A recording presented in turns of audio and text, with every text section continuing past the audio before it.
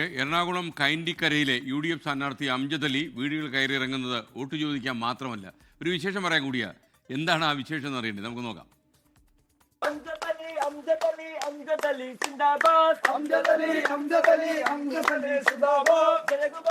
തെരഞ്ഞെടുപ്പ് ചൂടിലും കല്യാണ ആവേശത്തിലുമാണ് എറണാകുളം കായന്തിക്കരയിലെ UDF സ്ഥാനാർത്ഥി അംജദ് അലി. 27 വയസ്സുകാരനായ അംജദ് അലി വോട്ട് തേടുന്നതിനൊപ്പം തന്നെ കല്യാണം ക്ഷണിക്കുന്നതിന്റെയും തിരക്കിലാണ്.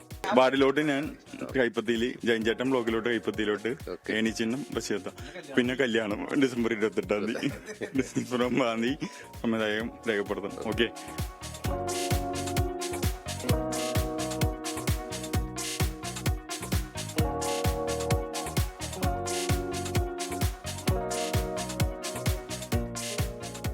ലൈഫിലെ ഏറ്റവും വലിയൊരു 2 മുഹൂർത്തങ്ങളാണ് സ്ഥാനാർത്ഥിത്വം. UDFന് വേണ്ടി കടങ്ങല്ലൂർ ഗ്രാമപഞ്ചായത്തിൽ 15-ാം വാർഡിൽ കൈനക്കിൽ മത്സരിക്കുന്നു. അതിൻ്റെ ഒപ്പം തന്നെ എൻ്റെ വിവാഹം കൂടിയാണ്. എൻ്റെ വധു കന്നിയോട്ട് എനിക്ക് വേണ്ടി രേഖപ്പെടുത്തുന്നത്. ഈ ഡിവിഷനുകളിലെല്ലാം തന്നെ നല്ലൊരു ഓളമാണ് UDFന് ഉണ്ടായിട്ടുള്ളത്. പൊതുവെ പറഞ്ഞാൽ എല്ലാ സ്ഥലത്തും ഈ പഞ്ചായത്തിൻ്റെ മുക്കിലും മൂലയിലും എന്നുള്ള രീതിയിൽ UDF തരംഗമാണ്. എല്ലാ സീറ്റും ഞങ്ങൾ പിടിക്കുമെന്നുള്ള ലക്ഷ്യത്തോടു കൂടി തന്നെയാണ് ഞങ്ങൾ മുന്നേറുന്നത്.